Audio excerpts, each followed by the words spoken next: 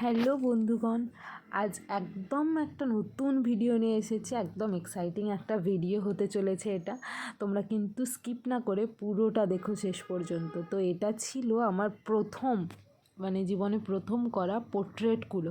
এটা অর্ডার করেছিল পপিতা।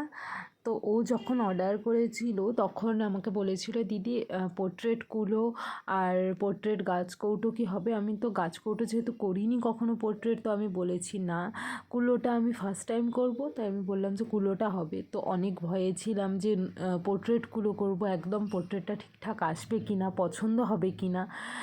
তো সেখানে দেখো আমি কিন্তু স্টার্ট করেছি। প্রথমে আমি ফ্রি হ্যান্ড স্কেচ করেছি, পেন্সিল দিয়ে এঁকে নিয়েছিলাম, যেহেতু আগেও পোর্ট্রেট করেছি পেপারে। তো ফ্রি হ্যান্ড স্কেচটাই আমি বেশি প্রেফার করি।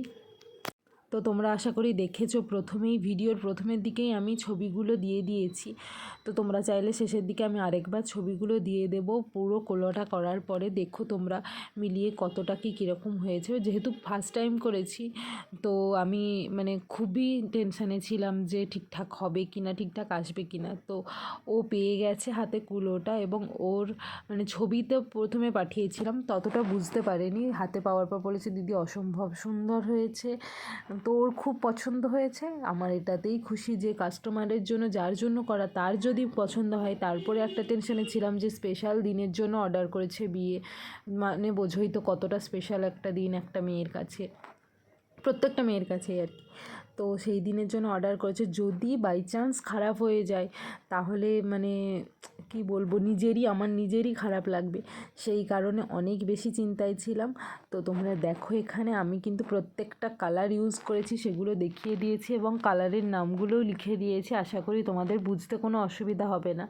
আর তোমরা অনেকেই জিজ্ঞাসা করো যে দিদি তুমি এই যে কুলোতে পেন্টিং করো, পেন্টিং করার সময় বেস কালার কী দাও? তো আমি বেস কালার কিন্তু সেভাবে কিছু দিই না। যখন মনে হয় যে বেস কালার দিতে হবে তখন জাস্ট হোয়াইট একটা কোট অ্যাপ্লাই করি। এখানেও দেখবে তোমরা আমি হোয়াইটের একটা কোট অ্যাপ্লাই করেছিলাম। আর জুয়েলারিটাকে আমি একটু রিয়েলিস্টিক আনার চেষ্টা করেছিলাম, যদিও বা হাতে সময় কম ছিল, তো তাড়াহুড়ো করেই করেছি। কিন্তু তবুও আমি যতটা পেরেছি রিয়েলিস্টিক করার চেষ্টা করেছি। আর ও একটা রেফারেন্স পিকচার দিয়েছিল, সেই রকম মতো বানাতে বলেছিল। তো আমি এটা পুরোটাই আমি আমার নিজস্ব একদম নিজস্ব কলকা টলকা দিয়ে বানিয়ে দিয়েছি। তোমরা কিন্তু শেষে দেখে জানিও যে কেমন লেগেছে তোমাদের ভিডিওটা। আর যদি তোমরাও এই ধরনের পোর্ট্রেটগুলো অর্ডার করতে চাও, তবে এই কুলোগুলো একটু কস্টলি হয়, যেহেতু পোর্ট্রেট বুঝতেই পারছো। তো তোমরা অর্ডার করতে চাইলে তোমরা কিন্তু আমাকে অর্ডার করতে পারো নিচে দেওয়া হোয়াটসঅ্যাপ নাম্বারে। আর হ্যাঁ, হাতে কিন্তু অবশ্যই একটা মাস সময় রেখো, যেহেতু পোর্ট্রেটগুলো, তাহলে পোর্ট্রেট আঁকতে গেলে একটু টাইম তো লাগবেই। তোমরা তাড়াহুড়ো করে অর্ডার করলে কিন্তু জিনিসটা সুন্দর হবে না, ভালোও লাগবে না দেখতে। তো তোমাদেরকে বারবার ওই জন্যে বলি যে হাতে একটু টাইম রেখে অর্ডার করো, যেহেতু আর পৌঁছাতেও সময় লাগে।